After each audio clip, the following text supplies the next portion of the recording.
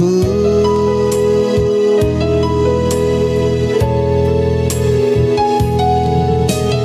Tidak dapat aku mengukurnya, atau dapat aku menghitungnya. Kebesaran kasih-Mu ya Tuhan yang Kau berikan.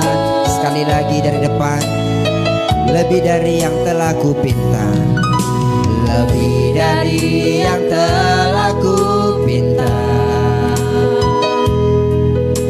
lebih dari yang telah kupikirkan. Semuanya Engkau sediakan dalam hidupku. Mari kita sembah Tuhan. Katakan kepada Bapa, ku bersyukur padamu, Kau Tuhan yang mengasihiku. Kaulah jaminan hidupku, hatiku ada bagimu. Ku bersyukur padamu, Kau Tuhan yang mengasihiku. Kau jadikan hidup ini lebih indah dan lebih bermakna. Engkau menjadikan hidup ini lebih indah dan bermakna ya Tuhan.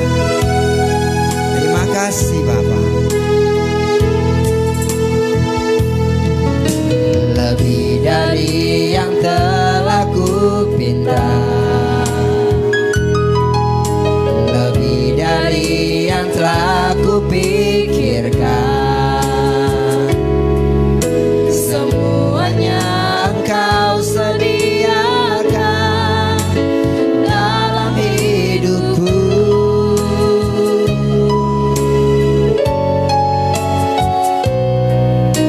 Tidak dapat aku mengukurnya, atau dapat aku menghitungnya. Mari Bapak Ibu jemaat Tuhan, saya undang untuk bangkit berdiri. besaran kasih-Mu ya Tuhan yang Kau berikan. Mari angkat tanganmu, kita sembah Tuhan. Ku bersyukur padamu, Kau Tuhan yang mengasihiku. Kaulah jaminan hidupku, hati-Mu ada bagiku. Ku bersyukur padamu, Kau Tuhan yang mengasihiku. Kau jadikan hidup ini lebih indah dan lebih bermakna.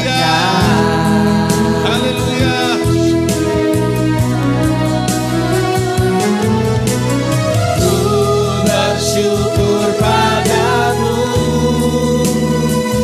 Kau Tuhan yang mengasihiku. Terima kasih ya Tuhan, Engkau begitu indah dan begitu baik. Kaulah jaminan, Engkau adalah jaminan hidup kami ya Tuhan. hati-Mu ada bagiku.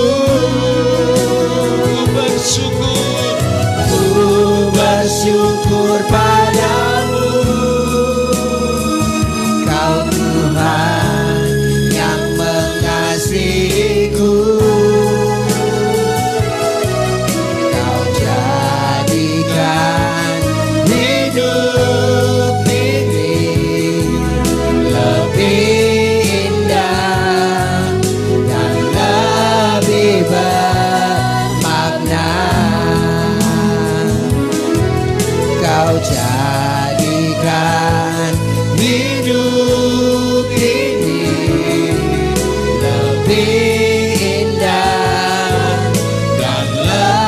lebih bermakna. Sekali lagi kau jadikan hidup ini lebih indah dan lebih bermakna.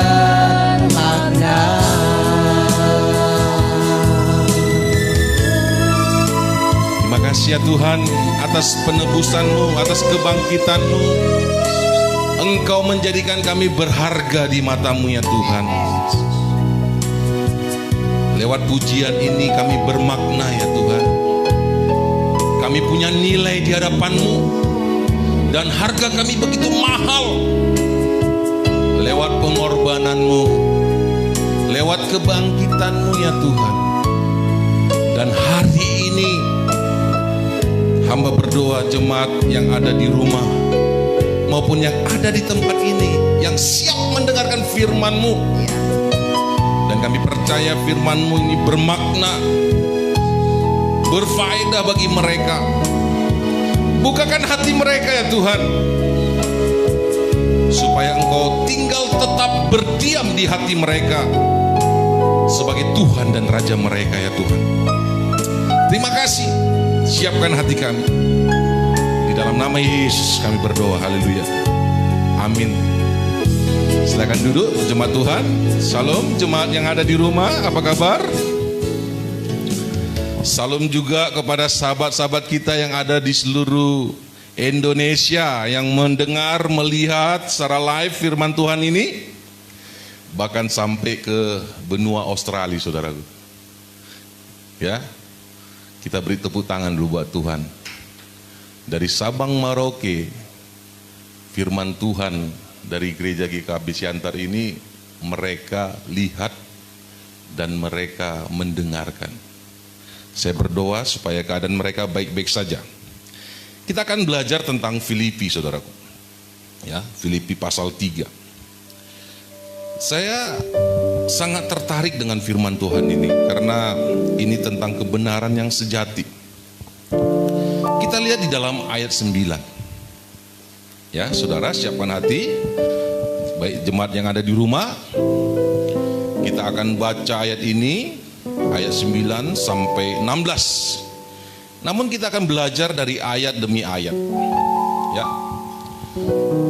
Dan berada dalam Dia bukan dengan kebenaranku sendiri karena mentaati hukum Taurat, melainkan dengan kebenaran karena kepercayaan kepada Kristus, yaitu kebenaran yang Allah anugerahkan berdasarkan kepercayaan. Ayat 10 saudara, ya. Yang kukehendaki ialah mengenal Dia dan kuasa kebangkitannya, dan bersekutuan dalam penderitaan di mana aku menjadi serupa dengan Dia di dalam kematian. Jemaat yang terkasih, ayat ini begitu indah dan luar biasa. Pertanyaannya, sejauh mana saudara dan saya mengenal Tuhan dengan benar? Ya, karena di sini, saudaraku, kita melihat kenapa Tuhan mengajak kepada jemaat yang terkasih, yang kukehendaki ialah mengenal Dia dan kuasa kebangkitan. Mengenal, ya.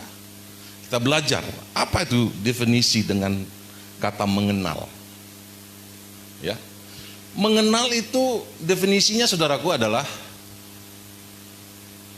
dari setiap keadaan seseorang itu kita mengenal betul kepribadiannya. Wajahnya gimana, amin. Rambutnya bagaimana, bahkan hidungnya, matanya, ya. Mungkin di wajahnya, di face-nya ada tanda-tanda tai lalat, kan gitu. Aku mengenal dia karena ada tai lalatnya di sini loh. Mengenal pribadi. Namun di ayat ini mengenal Dia. Siapa Dia? Itu Yesus. Mengenal kebangkitannya. Artinya, saudaraku, saya mengenal Tuhan karena Dia pernah mati dan Dia pernah bangkit. Bukan hanya mengenal dia mati dan kebangkitan saja, dia naik. Saya kenal dia. Ya itulah namanya Yesus. Lalu Alkitab katakan mengenal itu memahami sehingga umat Tuhan harus bersekutu. Ada fellowship, ada komunikasi, persekutuan. Makanya dikatakan dan kuasa kebangkitannya dan persekutuan, hubungan. Oh, luar biasa. Lalu Alkitab katakan dalam penderitaannya, di mana aku menjadi serupa dengan dia dalam kematiannya.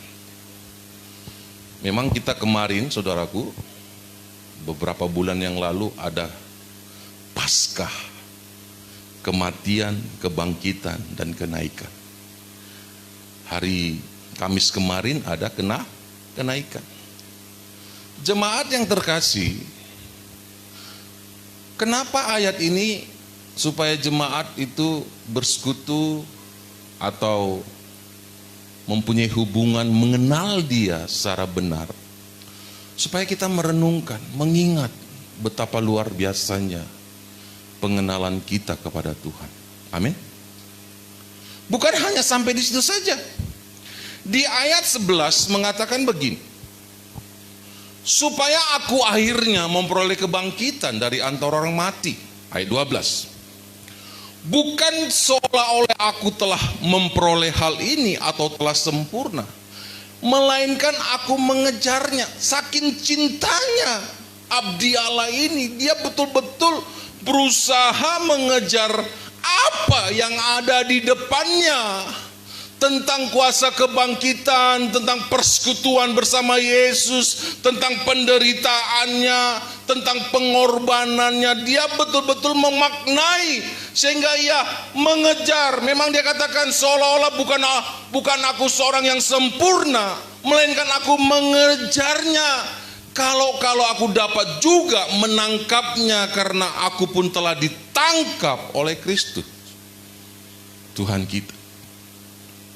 Jemaat yang di rumah, saudara harus percaya bahwa saudara dan saya ditangkap oleh Yesus ke arah kepada panggilan surgawi. Katakan amin. Ditangkap bukan dalam arti biasa-biasa. Ditangkap bukan arti biasa saudara vakum, tidak bisa berbuat apa-apa. Bukan demikian.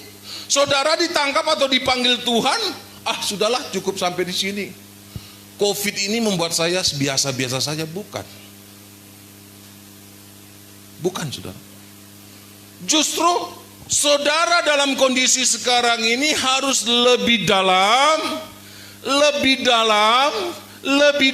mengenal dia dengan benar. Katakan amin.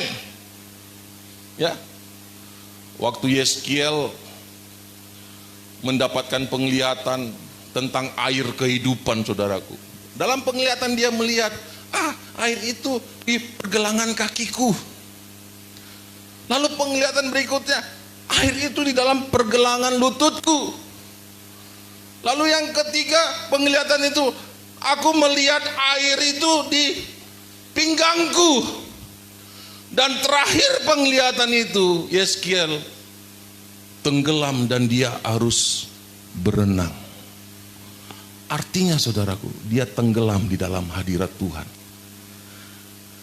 Jemaat yang terkasih, mengenal Tuhan, mengenal pribadinya, mengenal Tuhan, mengenal sifat-sifatnya, mengenal Tuhan, mengenal apa maunya Tuhan dalam hidup kita. Amin. Sama seperti air yang penuh. Begitu air ini kosong, saudaraku, diisi sampai penuh, lalu meluber. Dia pergi mencari tempat yang lebih rendah. Kemana dia harus pergi? Demikian juga kita bersama Tuhan. Saudara yang di rumah maupun di tempat ini, begitu saudara dipenuhi dengan hadirat Tuhan, dipenuhi kasih sayang Tuhan, dipenuhi dengan cinta kasih Tuhan, saudara harus meluber kemana-mana. Amin. Beri tepuk tangan buat Tuhan. Dampaknya bagi orang lain. Waktu Filipi menerangkan hal ini, dia sendiri, saudaraku, betul-betul merasakan apa yang harus dia korbankan kepada Tuhan. Di ayat 13, perhatikan ini. Saudara-saudara, aku sendiri tidak menganggap bahwa aku telah menangkapnya, tetapi ini yang kulakukan, aku melupakan apa? Apa yang telah di belakangku dan mengarahkan diri kepada apa yang ada di depanku. Oh, dia punya visi pandangan yang jelas tentang Kristus. Di belakangnya, saudaraku, dia buang jauh-jauh. Makanya, saudaraku, permasalahan hidup ini, penghambat panggilan Tuhan di dalam hidup kita adalah apa? Saudara selalu mengingat masa-masa yang di belakang. Sama seperti bangsa Israel, saudaraku. Waktu mereka keluar dari tanah Mesir, berusaha untuk masuk ke tanah Kanaan, dalam proses pembentukan, saudaraku, mereka selalu ingat, waktu kami di Mesir, waktu kami di Mesir, waktu kami di Mesir, waktu kami di Mesir. Mereka tidak pernah fokus kepada Tuhan. Jemaat yang di rumah maupun di tempat ini harus fokus. Walaupun punya masalah problema, di balik masalah problema, saudara akan melihat kemuliaan Tuhan. Orang-orang di dalam Alkitab yang sukses tidak pernah lepas dari masalah. Musa punya masalah, begitu rumit. Yusuf mempunyai masalah, begitu rumit. Bayangkan saudara, dia dari keluarga yang sebenarnya baik-baik, tiba-tiba keluarganya, familinya, saudaranya itu benci kepada dia. Lalu dia dijual, dia diproses Tuhan. Namun apa yang terjadi dalam hidup Yusuf? Dia menjadi seorang pemimpin yang dampaknya bagi dunia luar biasa. Diproses. Mungkin COVID-19 ini proses bagi jemaat Tuhan, supaya di rumah saja. Amin. Amin. Saya bersyukur jemaat GKB gak terpengaruh dengan keadaan di luar harus kemana-mana. Mereka duduk tenang dalam hadirat Tuhan. Saya bersyukur. Kalau misalnya jemaat ada di rumah, kadang-kadang kita lewat beli sesuatu, ternyata mereka di rumah. Kemana saja kita lihat, mereka di rumah. Kenapa? Belajar. Walaupun di rumah saja ada maksud Tuhan. Amin. Aku melupakan apa di belakangku. Kalau ayat lain, saudaraku, di dalam ayat 14, coba. Dan berlari-lari kepada tujuan untuk memperoleh hadiah, yaitu apa, saudaraku? Panggilan surgawi dari Allah dalam Kristus Yesus. Punya tujuan. Makanya kalau minggu yang lalu saya khotbah tentang kerajaan Allah, apa tujuan hidup saudara? Ya ini, kerajaan Allah, kerajaan surga. Banyak orang gak pernah mengajarkan jemaatnya tentang kerajaan Allah. Filipi aja, waktu dia menuliskan, membukakan ayat ini, dia mulai sadar. Lalu Alkitab katakan dia berlari-lari kepada tujuan memperoleh hadiah. Saya ingat sekali, saudaraku, di jemaat kita di tempat ini ada yang suka lari maraton. Memang dia bukan panggilannya seorang atlet maraton, hanya hobinya. Bayangkan saudara, untuk latihannya aja, Bapak Ibu yang kekasih, dia harus naik gunung, turun gunung, naik gunung, turun gunung. Sekali waktu ada undangan untuk maraton di Malaysia. Dia ikut, saudaraku. Dia sanggupi biayanya, ya. Dia harus berangkat dari Indonesia ke Malaysia, bawa anaknya, bawa suaminya. Ternyata lah, maraton ini, saudaraku, bukan 1 kilo, 2 kilo, ternyata saudaraku 30 kilo larinya. Waduh, kalau aku bayangkan 30 kilo itu dari sini sampai ke Perapat ada ya, Pak Ki? Lebih kurangnya lah ke Perapat, bayangkan. Dari sini sampai Perapat lari, saudaraku. Ya, lari. Aduh, Capek. Memang capek, tapi ada hadiahnya. Ternyata ibu terkasih kita ini juara 4, saudara. Bayangkan, padahal bukan dia seorang atlet pelari. Dia dapat juara 4, mungkin hadiahnya ini mungkin dia punya pandangan adalah saya ini hanya sebagai hobi saja. Tapi karena ada prestasi juara 4, namanya tertulis. Ibu ini juara 4, namanya sudah tertulis, saudara. Dapat hadiah dan piala. Beri tepuk tangan buat Tuhan. Senang, bahagia. Kalau gereja Tuhan fokus berlari kepada panggilan surgawi, tidak akan tergoncangkan. Memang capek. Ibu yang terkasih kita ini pulang-pulang, saudaraku, bukan langsung lurus aja jalannya. Memang sedikit agak, karena letih 30 kilo. Suaminya pernah coba 50 kilo, saudaraku, pulang-pulang pinggangnya begini. Capek. Kenapa? Karena memang itulah maraton. Jemaat yang terkasih, Alkitab katakan, dan berlari kepada tujuan dan memperoleh hadiah. Makanya kekristenan itu jangan mau jadi Kristen yang biasa-biasa. Kekristenan kita itu harus luar biasa dan dahsyat, punya tujuan, punya finishing, punya akhir dari segala sesuatu. Itulah namanya kekristenan. Jadi jangan mau biasa-biasa. Artinya adalah yaitu panggilan surgawi dari Allah dalam Kristus Yesus. Saudara, dari ayat ini Tuhan membawa jemaat Tuhan supaya betul-betul mengerti mau kok dibawa kemanakah kita ini, kemanakah arah kita. Makanya kalau kita mereplay tentang tulisan ini, saudaraku, di ayat 8, kita lompat dari ayat 8. Coba. Malahan segala sesuatu kuanggap rugi. Karena apa, saudaraku?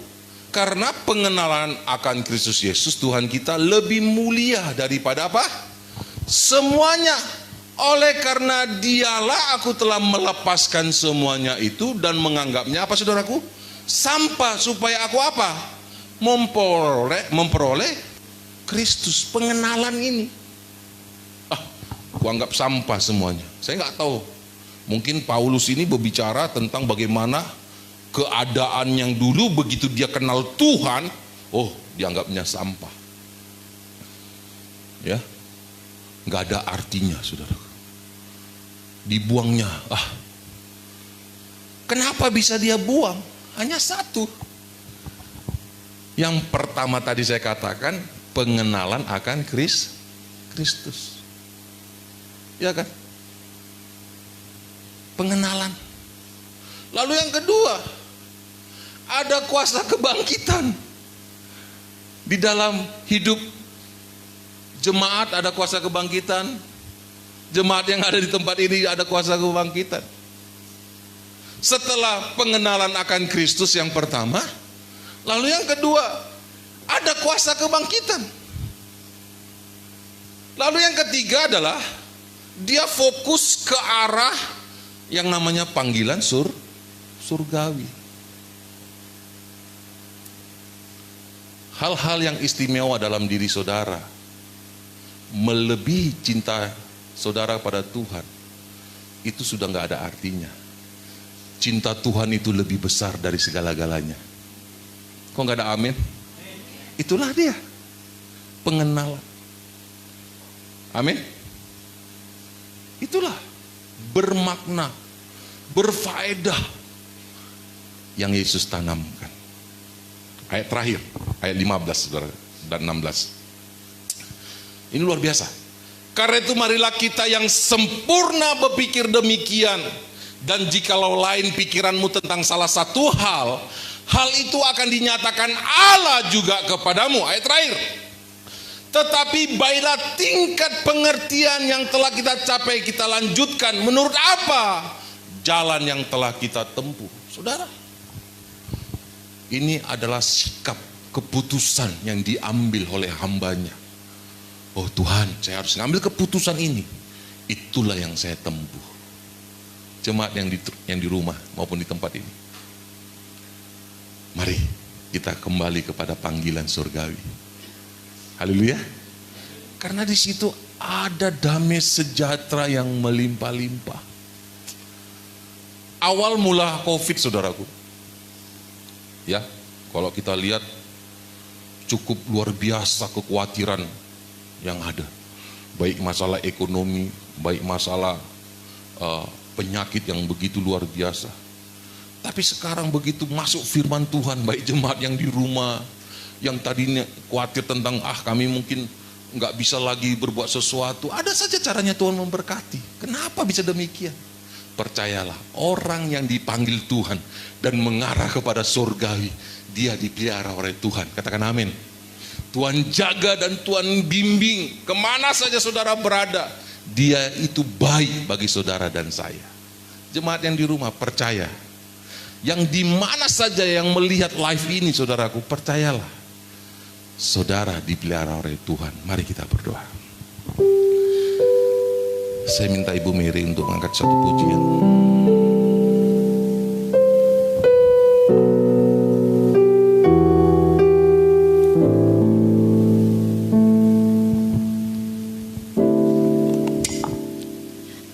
Terima kasih Tuhan.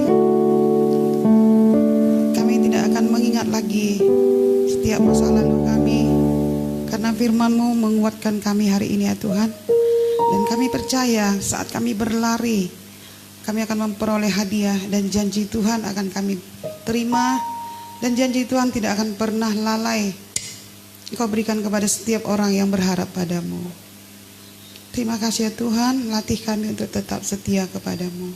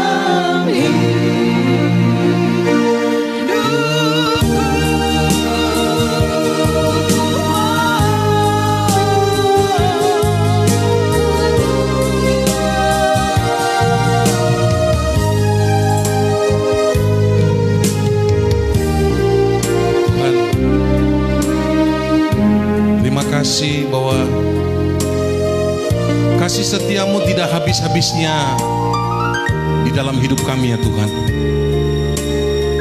Hamba berdoa bagi jemaat-Mu yang ada di rumah, yang secara live melihat ibadah ini.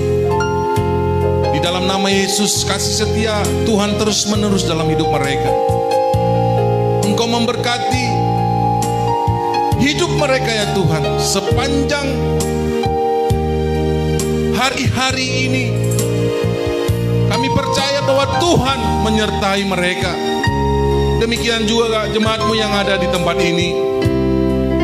Hal yang sama Engkau kerjakan di dalam hidup mereka. Karena kami tahu orang yang masuk di dalam panggilan surgawi akan merasakan berkat-berkat Tuhan. Kalau hari ini kami beribadah, itu semuanya karena kasih karunia Tuhan. Dan hari ini kami percaya firman-Mu yang dahsyat itu menjadi rema dalam hidup mereka. Karena di dalam hidup mereka ada kerajaan Allah, ada kerajaan sorga. Mereka tidak akan kekurangan damai sejahtera melimpah-limpah di hati mereka. Apapun yang mereka kerjakan berhasil adanya. Karena mereka mempunyai tujuan, yaitu panggilan surgawi. Jemaat yang terkasih, mari angkat tanganmu dan terimalah berkat Tuhan. Dan percayalah, Tuhan yang kau sembah, Tuhan itu dahsyat dalam hidupmu. Seperti Abraham, bapak orang percaya, dia diberkati, engkau juga diberkati. Dan berkat itu melimpah-limpah. Pulanglah dengan sukacita dan damai sejahtera. Dan tetaplah berdoa. Dan percayalah, Tuhan yang dahsyat melindungi engkau. Makasih ya Bapa. Dan terimalah berkat Tuhan di dalam nama Bapa, Putra dan Roh Kudus. Di dalam nama Yesus yang percaya katakan amin. Salam. Tuhan memberkati. Kiranya Engkau memberkati aku melimpah-limpah dan memperluas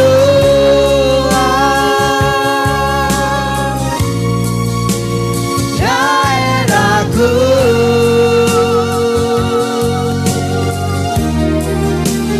Dan kiranya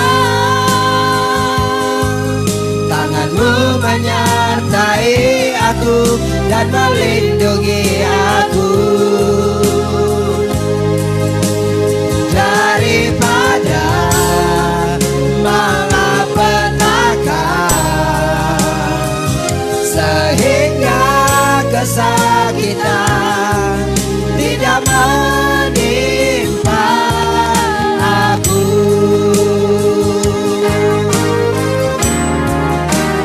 Kiranya Engkau memberkati aku melimpah-limpah dan memperluas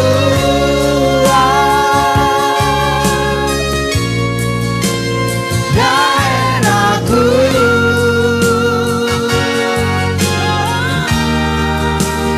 Dan kiranya tangan-Mu menyertai aku dan melindungi aku daripada malapetaka, sehingga kesakitan